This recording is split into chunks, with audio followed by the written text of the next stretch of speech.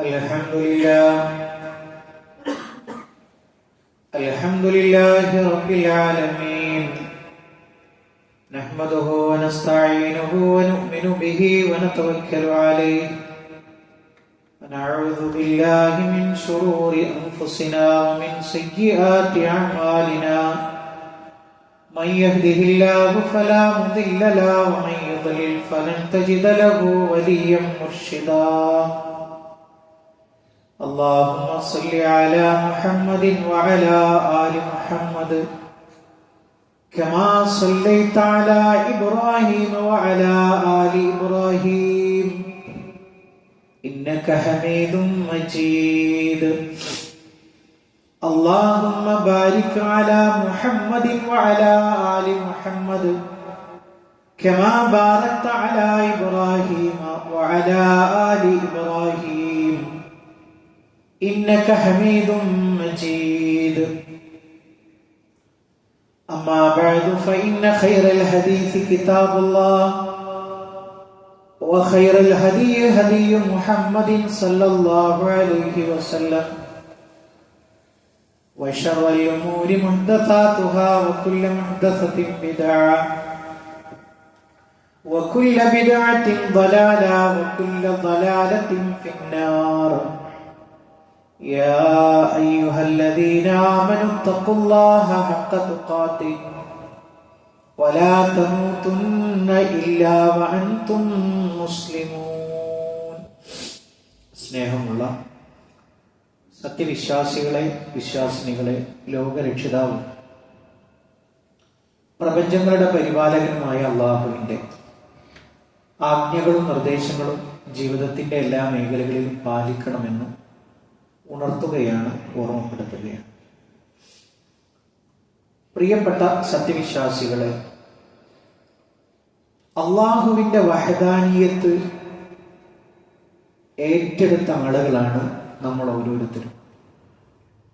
ലാ ഇലാഹ ഇല്ലല്ലാഹ് മുഹമ്മദുർ റസൂലുള്ളാഹ്, ആ ഒരു സാക്ഷ്യവചനത്തിൽ ജീവിക്കാൻ ഇഷ്ടപ്പെടുകയും ആഗ്രഹിക്കുകയും അതിനുവേണ്ടി പണിയെടുക്കുകയും ചെയ്യുന്ന ആളുകളാണ് നമ്മൾ ഓരോരുത്തരും.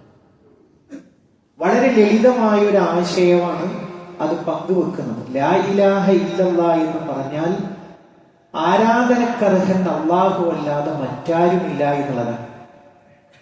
അപ്പൊ അതിൽ നമുക്ക് നമ്മുടെ ചുറ്റുപാടിൽ എന്തൊക്കെ വരുന്നുണ്ടോ, പ്രാർത്ഥനയായി എന്തൊക്കെ നടക്കുന്നുണ്ടോ, അതൊക്കെയും റബ്ബിനോട് മാത്രമേ പാടുള്ളൂ എന്ന് അടിയുറച്ച് വിശ്വസിക്കുന്ന ആളുകളാണ് നമ്മൾ ഓരോരുത്തരും. എന്നാൽ ഈ ഒരു ആദർശത്തിൽ മരണപ്പെട്ടു പോവുക എന്നുള്ളതാണ് ഈ ജീവിതത്തിന് നമുക്ക് കിട്ടുന്ന ഏറ്റവും വലിയ ടാസ്ക് എന്ന് പറയുന്നത്.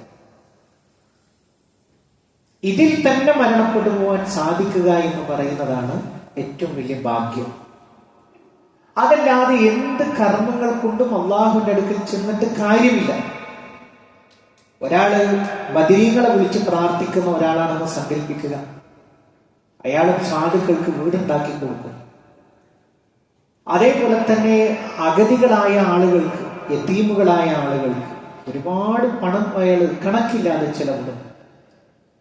ഒരു കാര്യം റബ്ബിന്റെ അടുക്കലില്ല. പ്രിയപ്പെട്ടവരെ, ഹിദായത്തിലേക്ക് എത്തി അത് മരണം വരെ കാത്തു സൂക്ഷിക്കുക എന്ന് പറയുന്നത് ഒരു വലിയൊരു ഭാരമുള്ള ഒരു ജോലിയാണ്. എന്താ അങ്ങനെ പറഞ്ഞാൽ?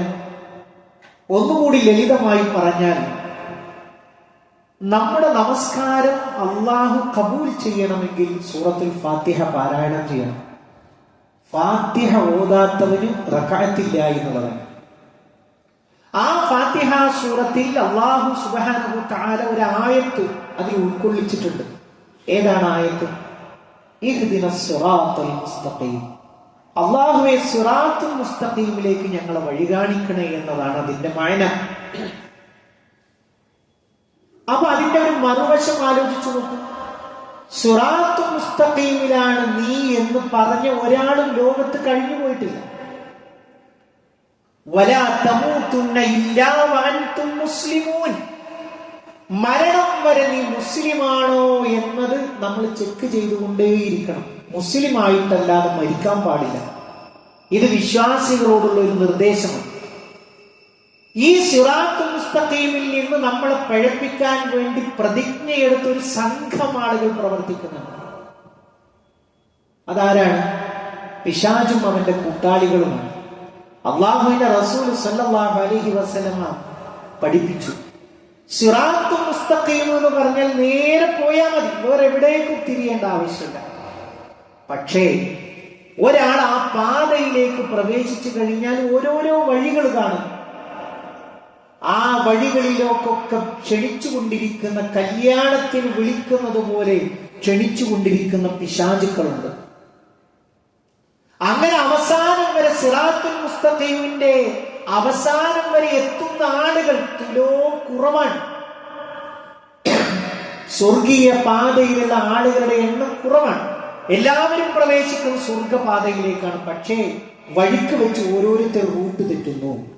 പ്രിയപ്പെട്ടവരെ, ഇത് നമ്മൾ വളരെ ഗൗരവമായി നമ്മൾ ചിന്തിക്കണം. നമ്മളെ സംബന്ധിച്ചിടത്തോളം അറബിയിൽ ഒരു പേരുണ്ട്, ഇസ്തിഖാമത്ത് എന്ന് പറയുന്നത്.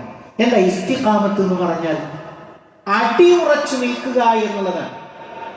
നമ്മൾ ഉൾക്കൊണ്ട ഈ ഒരു ആദർശത്തിൽ മരണം വരെ റബ്ബിനോട് ദുആ ചെയ്ത് അതിൽ നിന്ന് തെറ്റിപ്പോകുന്ന കാര്യങ്ങളെ പഠിച്ചു മനസ്സിലാക്കി ഉറച്ചു നിൽക്കുക എന്നതാണ് നമ്മുടെ ജീവിതത്തിൽ നമ്മൾ ചെയ്യേണ്ടുന്ന പ്രധാനപ്പെട്ട കാര്യം. പ്രിയപ്പെട്ടവരെ, ഒരു ചരിത്രം നിങ്ങളുമായിട്ട് ഞാൻ പങ്കുവെക്കുകയാണ്. അതെന്താണെന്നറിയും? അല്ലാഹുവിന്റെ റസൂൽ സല്ലല്ലാഹു അലൈഹി വസല്ലമക്ക്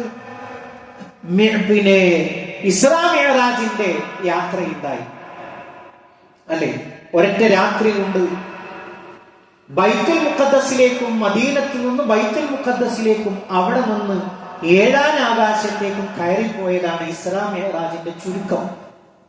ഒരുപാട് കാഴ്ചകൾ അല്ലാഹുവിന്റെ ഹബീബ് സല്ലല്ലാഹു അലൈഹി വസല്ലമക്ക് കാണിച്ചു കൊടുക്കുകയുണ്ടായി. അവിടെ കണ്ട ഒരു കാഴ്ചയാണ് പങ്കുവെക്കുന്നത്. നമ്മൾ നമ്മുടെ ജീവിതത്തിൽ പഠിക്കുകയും പകർത്തുകയും ചെയ്യേണ്ടുന്ന ഒരു ഭാഗം. മഹാനായ ജിബ്രീൽ അലൈഹിസ്സലാമയുടെ കൂടെ പ്രവാചകൻ ഇങ്ങനെ പോകുന്ന സമയത്ത് ഒരു സ്ഥലത്തെത്തിയപ്പോ നല്ല ഒരു സുഗന്ധം പരക്കുന്ന ഒരു സ്ഥലത്തെത്തി. നല്ല മണം കിട്ടുന്നു, നല്ല സുഗന്ധം കിട്ടുന്ന ഒരു സ്ഥലത്തെത്തി. ആരൊക്കെയുണ്ട്? അല്ലാഹുവിന്റെ ഹബീബ് സല്ലല്ലാഹു അലൈഹി വസല്ലമയും ജിബ്രീലുമുണ്ട്.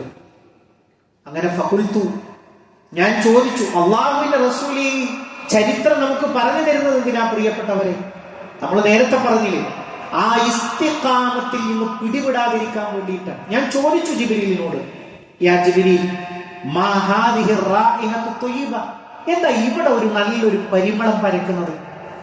എന്താ ഇവിടെ ഒരു നല്ലൊരു സുഗന്ധം പരക്കുന്നത്? മഹാനായ റസൂലുള്ളാഹി സ്വല്ലല്ലാഹു അലൈഹി വസല്ലമയോട് ജിബ്രീൽ പറയണം, ഹാദിഹി റായിഹത്തു മാഷിഖത്തി ഇബ്നതി ഫിർഔനി വ ഔലാദിഹി, ഫിർഔനിന്റെയും അവന്റെ മകളുടെയും മുടി വാർന്നു കൊടുക്കുന്ന, ഫിർഔനിന്റെ മകളുടെ മുടി വാർന്നു കൊടുക്കുന്ന ഒരു മഹദി ഉണ്ട്. അവളുടെ സുഗന്ധം, അവളുടെയും അവളുടെ മക്കളുടെയും സുഗന്ധമാണ് ഇവിടെ പരക്കുന്നത്. ഒട്ടുമിക്ക ആളുകൾക്കും ആ ചരിത്രം അറിയാം. പ്രവാചകൻ സല്ലല്ലാഹു അലൈഹി വസല്ലമക്ക് അങ്ങനത്തെ ഒരു ചരിത്രം അറിയില്ല. നമ്മൾ പല പ്രസംഗങ്ങളിലും ചിലപ്പോൾ ഈ ചരിത്രം കേട്ടിട്ടുണ്ടാകും. അപ്പോ ഫിറഔൻ എന്ന് പറഞ്ഞാൽ ആരാണ്? അന റബ്ബുക്കുമുൽ അഅല, ഞാനാണ് നിങ്ങളുടെ റബ്ബ് എന്ന് പ്രഖ്യാപിച്ച അതിക്രൂരനായ അല്ലാഹു സുബ്ഹാനഹു തആല ഒരു ദൃഷ്ടാന്തമായിട്ട് മുക്കിക്കളഞ്ഞിട്ട് പോലും നശിക്കാതെ ഒരു പാഠമായി നമുക്ക് ഉയർത്തിക്കൊണ്ടുവന്ന ഒരു വ്യക്തിയാണ് ഫിറഔൻ എന്ന് പറയുന്നത്. ഞാനാണ് റബ്ബ് എന്ന് പ്രഖ്യാപിച്ചു. അതിനുവേണ്ടി എന്തെല്ലാം ത്യാഗങ്ങൾ സഹിച്ചാലും അവിടെ അതെല്ലാം കൃത്യമായി ഒരുക്കി ആ ഫിറഔൻ അതങ്ങനെ ജനങ്ങൾക്കിടയിൽ വ്യാപകമായി പ്രചരിച്ച് അതിന്റെ മുകളിൽ സിംഹാസനം കെട്ടിയുണ്ടാക്കി. അങ്ങനെ ആ കൊട്ടാരത്തിൽ ആ ഫിറഔനിന്റെ മകളുടെ പരിചാരിക, ഹദീസിൽ വന്നത് മാഷിഖത്ത് എന്നാണ്. നമുക്കറിയാം, മിഷ്തു എന്ന് പറഞ്ഞാൽ ചീർപ്പിനാ പറയാം. മുടി വാർന്നു കൊടുക്കുന്ന, പണിയെടുക്കുന്ന ഒരു സ്ത്രീ. അങ്ങനെ ഫിറഔനിന്റെ മകളുടെ മുടി വാരി കൊടുക്കുന്ന ആ സ്ത്രീയും അവളുടെ കുട്ടികളുടെ സുഗന്ധമാണ് ഇവിടെ പരക്കുന്നുവെന്ന് ചോദിച്ചപ്പോ അല്ലാഹുവിന്റെ റസൂലിന് കൗതുകമായി. എന്താണ് വമാശഅനുഹ, എന്താ അവൾക്ക് ഇത്രമേൽ ഒരു പ്രാധാന്യം കിട്ടാനുള്ള ഒരു കാര്യം? ജിബ്രീൽ അലൈഹിസ്സലാം ആ ഒരു ചരിത്രം പറഞ്ഞു കൊടുക്കണം. എന്താണത്? ഒരു ദിവസം ഫിറഔനിന്റെ മകളുടെ മുടി വാർന്നുകൊണ്ടിരിക്കുന്ന സമയത്ത് അവരുടെ കയ്യിൽ നിന്ന് ആ ചീർപ്പ് താഴെ വീണു. താഴെ വീണപ്പോ അത് എടുക്കുന്ന സമയത്ത് ഈ മഹദി പറഞ്ഞു, ബിസ്മില്ലാ. നമ്മൾ അങ്ങനെയാണല്ലോ, എന്തൊരു നല്ല കാര്യം ഒരു വിശ്വാസി ചെയ്യുമ്പോൾ ബിസ്മി കൊണ്ട് തുടങ്ങാനാണ് അവൻ ഇഷ്ടപ്പെടുക. അപ്പൊ അവൾ അത് എടുക്കുന്ന സമയത്ത് ബിസ്മില്ല ചെയ്യും. അപ്പോ ഈ ഫിറഔനിന്റെ മകൾ ചോദിച്ചു, അബി, എന്റെ ഉപ്പയെയാണോ നിങ്ങൾ ഉദ്ദേശിച്ചത്? അപ്പൊ ഈ മഹദി പറഞ്ഞു, ഏയ്, എന്റെ ഉപ്പയൊന്നുമല്ല, റബ്ബി വ റബ്ബു അബീകി അല്ലാഹു. നിന്റെ ഉപ്പയുടെ, എന്റെയും നിന്റെയും നിന്റെ ഉപ്പയുടെയും റബ്ബായ അള്ളാഹുവിന്റെ നാമമാണ് ഞാൻ ഇവിടെ ഉച്ചരിച്ചത്. അപ്പൊ ആ പെൺകുട്ടി പറയണം, ഞാനിത് ഉപ്പനോട് പറയും. പറയുന്നത് ഒരു ഭീഷണിയാണ്. ഉപ്പ എന്താണ്? ഞാൻ റബ്ബാണ്, ഞാനാണ് അള്ളാഹ് എന്ന് പറഞ്ഞു നടക്കുന്ന ഒരാളാണ്. അപ്പൊ ഞാനിത് ഉപ്പനോട് പറയും. അപ്പോ മഹദി പറഞ്ഞു അതിനൊന്നും എനിക്കൊരു പ്രശ്നമില്ല എന്ന് പറഞ്ഞു. അങ്ങനെ മകളിത് പറഞ്ഞ സമയത്ത് ഫിറഔൻ ഇവളെ വിളിപ്പിച്ചു, ഈ മഹദിയെ വിളിപ്പിച്ചു. വൈന്നലക്ക് റബ്ബൻ ഗൈരി, ഞാനല്ലാതെ നിനക്കൊരു റബ്ബുണ്ടോ? എന്റെ കുട്ടി ഒന്ന് പറഞ്ഞല്ലോ, നീ വേറൊരു റബ്ബുണ്ട് എന്ന് പറയുന്നുണ്ടല്ലോ, അങ്ങനെ ഉണ്ടോ?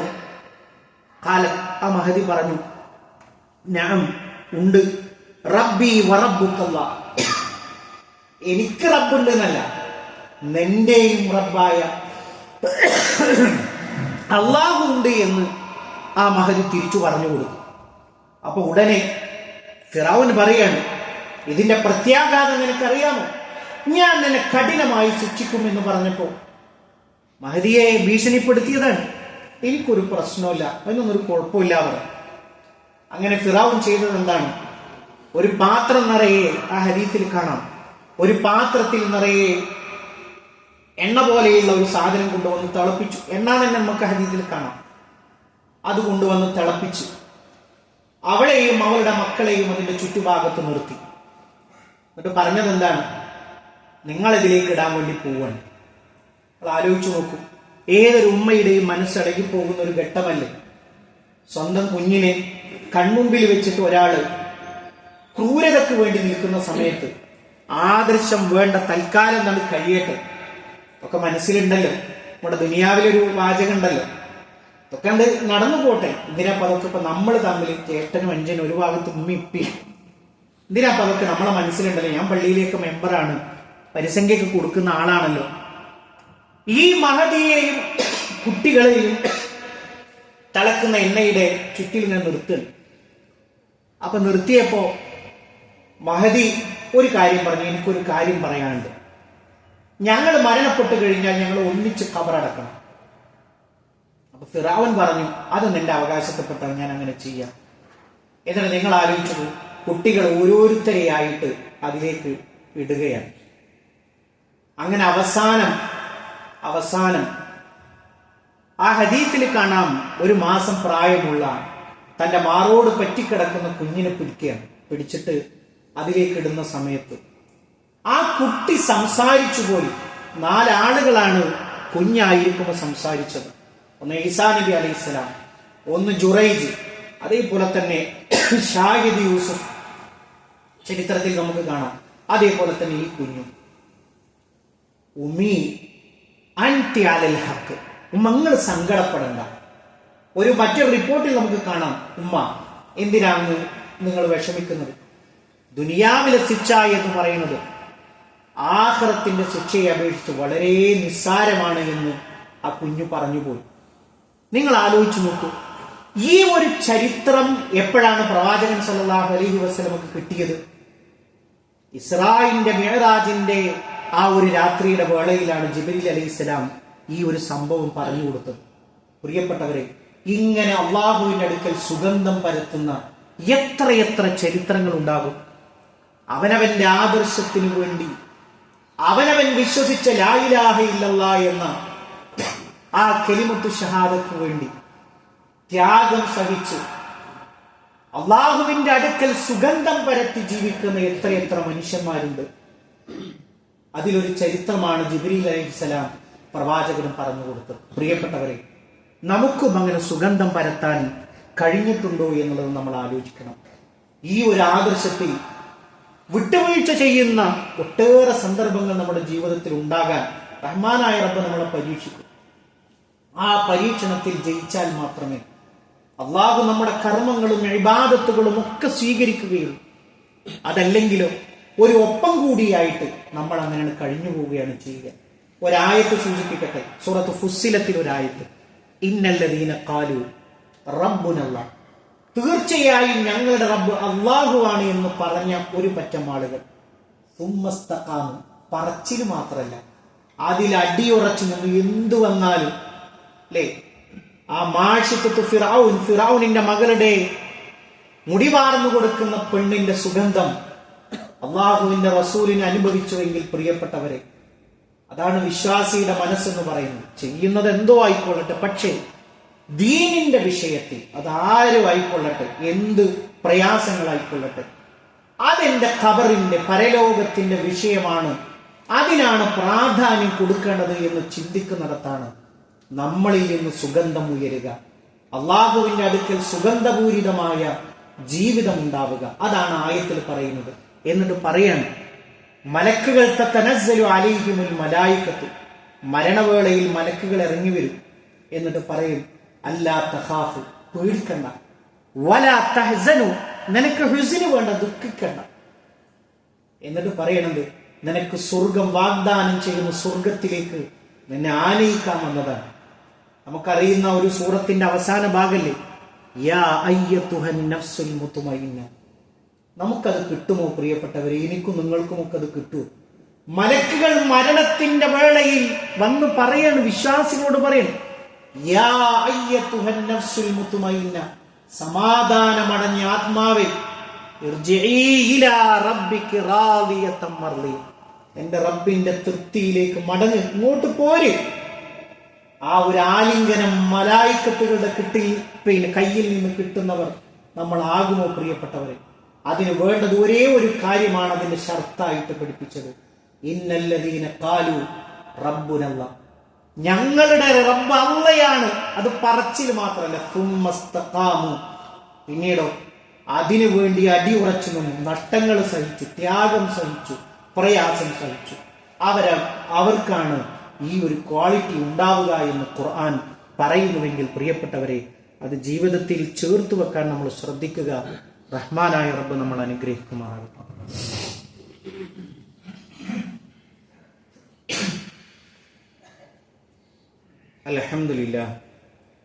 അൽഹംദുലില്ലാഹി റബ്ബിൽ ആലമീൻ, വസ്സലാത്തു വസ്സലാമു അലാ റസൂലിഹിൽ അമീൻ, നബിയിന വഹബീബിന മുഹമ്മദിൻ സല്ലല്ലാഹു അലൈഹി വസല്ലം വഅലാ ആലിഹി വസഹ്ബിഹി അജ്മഈൻ, അമ്മാ ബഅദ്.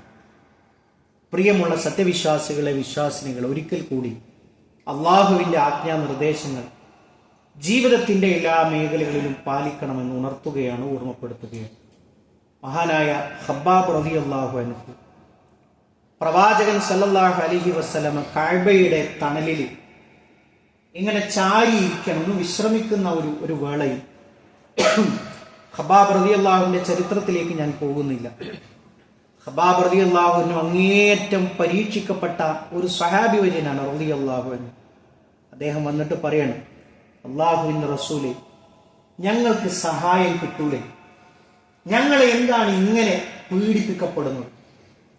ഞങ്ങൾക്ക് സഹായം ഉണ്ടാവില്ലേ? അങ്ങ് ഞങ്ങൾക്ക് വേണ്ടി ദുആ ചെയ്യുന്നില്ലേ? പ്രവാചകൻ സല്ലല്ലാഹു അലൈഹി വസല്ലമ അതിന് മറുപടി പറയാതെ ഒരു ചരിത്രം പറഞ്ഞു കൊടുക്കണം. എന്താ ചരിത്രം എന്നറിയൂ? നമുക്കൊക്കെ പ്രിയപ്പെട്ടവരെ, ഇസ്ലാമിക ചരിത്രം നൽകുന്ന ഒരുപാട് പാഠങ്ങളുണ്ട്, ഈമാനികമായ ആവേശമുണ്ട്. പ്രവാചകൻ പറഞ്ഞു തുടങ്ങുകയാണ്, കാന റജുലു ഫീമൻ ഖബലകും, നിങ്ങളുടെ മുമ്പ് ചില ആളുകൾ ജീവിച്ചിട്ടുണ്ട്, യുഹ്ഫറു ലഹു ഫിൽ അർളി, ഭൂമിയിൽ അവരിങ്ങനെ കിടങ്ങുണ്ടാക്കിയിട്ട് അതിൽ ഇറക്കി നിർത്തി. എന്നിട്ടോ ഫയുജാഉ ബിൽ മിൻശാരി ഫയൂളഉ അലാ റഅസിഹി ഫയുശഖു ബിഇത്നതൈൻ. അങ്ങനെ അതിൽ ഇറക്കി നിർത്തിയിട്ട് അവരെ രണ്ടായിട്ട് ഈർച്ചവാട് കൊണ്ട് രണ്ടായിട്ട് പകുത്തു. ആരുടെയെങ്കിലും കടം മേടിച്ചത് കൊണ്ടല്ല, ആരെയെങ്കിലും ഉപദ്രവിച്ചത് കൊണ്ടല്ല, ഈ സത്യദീനിൽ അടിയുറച്ചു നിന്നതിന്റെ കാര്യമായിട്ടാണ്. തീർന്നില്ല, പ്രവാചകൻ സല്ലല്ലാഹു അലൈഹി വസല്ലം പറയുന്നു, വമാ യസുദ്ദുഹു ദാലിക അൻ ദീനി. അങ്ങനെ ചെയ്യുന്നത് കണ്ടിട്ടോ അനുഭവിച്ചിട്ടോ അതൊന്നും അവരെ ദീനിൽ നിന്ന് പിന്മാറിയില്ല. വയുംശതു ബിഅംശാത്തിൽ ഹദീദ്. പിന്നെ ഒരു വിഭാഗം ആളുകൾ ചെയ്തത് എന്താണ്? ഇരുമ്പിന്റെ ചീർപ്പ് കൊണ്ടുവന്നു, എന്നിട്ട് അതുകൊണ്ട് ചീകാൻ തുടങ്ങി. എന്തിലാ ചീകുന്നത്? മുടിയല്ല ചീകുന്നത്, എല്ലിൽ നിന്ന് മാംസമാണ് ചീകാൻ തുടങ്ങിയത്. എന്നിട്ടോ വമാ യസുദ്ദുഹു ദാലിക അൻ ദീനി. അങ്ങനെ ചെയ്തപ്പോഴും ദീനിൽ അവർക്ക് ഒരു കുലുക്കവും സംഭവിച്ചില്ല. എന്നിട്ട് പ്രവാചകൻ സല്ലല്ലാഹു അലൈഹി വസല്ലം പറയും, വല്ലാഹി ലയുതിമ്മന്ന ഹാദൽ അംർ. അല്ലാഹു ഈ കാര്യം പൂർത്തീകരിക്കും. അല്ലാഹു ഇഷ്ടപ്പെടുന്ന കുറച്ച് ആളുകളെ കൊണ്ട് ഈ ദീന് പൂർത്തിയാക്കും. പ്രിയപ്പെട്ടവരെ, ആ ബസ്സിൽ വാഹനത്തിൽ നമ്മൾ ഉണ്ടോ എന്നുള്ളതാണ് നമ്മൾ ചിന്തിക്കേണ്ടത്. അല്ലാഹു അവന്റെ ദീന് അത് പൂർത്തിയാക്കുക തന്നെ ചെയ്യും. ഒരു പ്രവാചകൻ പറയാണ്, ഹത്താ യസീറ റാകിബു മിൻ സൻആ ഇലാ ഹളറമൗത്ത്. സൻആയിൽ നിന്ന് ഹളറമൗത്ത് വരെ സമാധാനമായിട്ട് ആളുകൾക്ക് സഞ്ചരിക്കാനുള്ള ഒരു സാഹചര്യം വരും. ലാ യഖാഫു ഇല്ലല്ലാഹ്. അല്ലാഹുവിനെ മാത്രമേ അവിടെ ഭയപ്പെടേണ്ടി വരൂ. അവിദ്യുബാലാവനമി. ഒരാടിന് ചെന്നായെ ഭയപ്പെടണം. ഇതല്ലാത്ത പോലെ ഒരു പ്രശ്നമില്ലാത്തൊരു അന്തരീക്ഷം കടന്നു വരും. വലാകിന്നകും തസ്തഅജിലൂൻ. നിങ്ങൾ ധൃതി കാണിക്കുകയാണ്.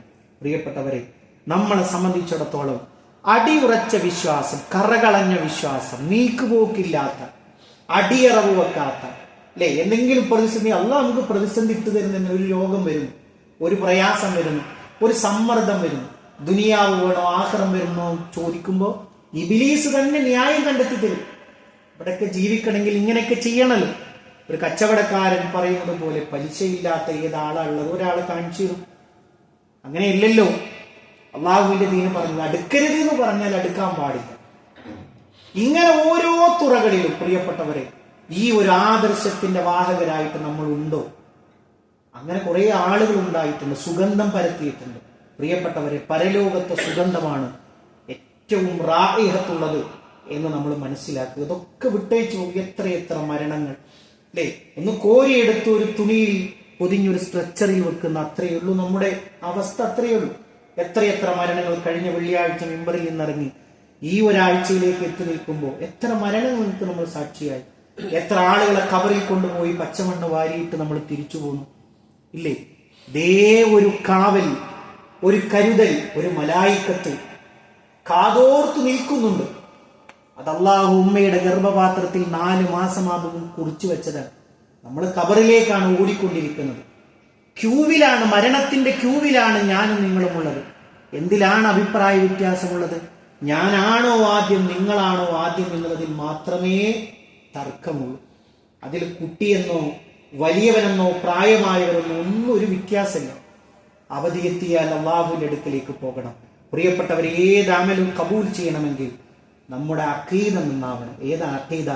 ലാ ഇലാഹ ഇല്ലല്ലാഹ്, അല്ലാഹ് നീയല്ലാതെ ഒരു ആരാധ്യനുമില്ല എന്ന അടിയുറച്ച കറകളഞ്ഞ തൗഹീദ് ഉണ്ടോ? നമുക്ക് ആശ്വാസമുണ്ട് എന്നാണ് ഈ പറഞ്ഞതിന്റെ ചുരുക്കം. പ്രിയപ്പെട്ടവരെ, മുവഹിദായിട്ട് ജീവിക്കുക, അതിനുവേണ്ടി പണിയെടുക്കുക, പ്രയത്നിക്കുക. റഹ്മാനായ റബ്ബ് ഇരു ലോകത്തും വിജയം വരിക്കുന്ന മുഅ്മിനീങ്ങളിൽ, മുത്തഖീങ്ങളിൽ നമ്മളെ എല്ലാവരെയും ഉൾപ്പെടുത്തി അനുഗ്രഹിക്കുമാറാകട്ടെ. ഇതേപോലെ അവന്റെ ജന്നാത്തുൽ ഫിർദൗസിൽ ഒരുമിച്ചിരിക്കാനുള്ള ഭാഗ്യം അല്ലാഹുവേ ഞങ്ങൾക്ക് ഓരോരുത്തർക്കും നീ പ്രദാനം ചെയ്യണമേ റഹ്മാനെ. രോഗങ്ങളെ കൊണ്ട്, മാറാവേദനകളെ കൊണ്ട് ഒട്ടനവധി ആളുകൾ പ്രയാസപ്പെടുന്നുണ്ട്, കഷ്ടപ്പെടുന്നുണ്ട്. റഹ്മാനായ റബ്ബേ, അവർക്കെല്ലാവർക്കും മാനസികവും ശാരീരികവുമായ ശിഫാവുൻ ആജിൽ നീ പ്രദാനം ചെയ്യണമേ റഹ്മാനെ. അല്ലാഹുവേ, ഞങ്ങളുടെ കുടുംബജീവിതത്തിൽ സന്തോഷത്തെ നീ പ്രദാനം ചെയ്യണമേ റഹ്മാനെ. അല്ലാഹുവേ, സ്വാലിഹായ മക്കളെ ഞങ്ങൾക്ക് നീ പ്രദാനം ചെയ്യണമേ റഹ്മാനെ. അല്ലാഹുവേ, ഞങ്ങളുടെ ഇണകളിൽ കൺകുളിർമയെ നീ പ്രദാനം ചെയ്യണമേ റഹ്മാനെ. അല്ലാഹുവേ, ഞങ്ങളുടെ മാതാപിതാക്കൾക്ക് നീ പൊറുത്തു കൊടുക്കണമേ റഹ്മാനെ. اللهم اغفر للمؤمنين والمؤمنات والمسلمين والمسلمات الأحياء منهم والأموات إنك مجيب الدعوات يا قاضي الحاجات اللهم أجرنا من النار اللهم أجرنا من النار اللهم ربنا تقبل منا إنك أنت السميع العليم وتب علينا إنك أنت التواب الرحيم آمين آمين برحمتك يا أرحم الراحمين اللهم صل على محمد.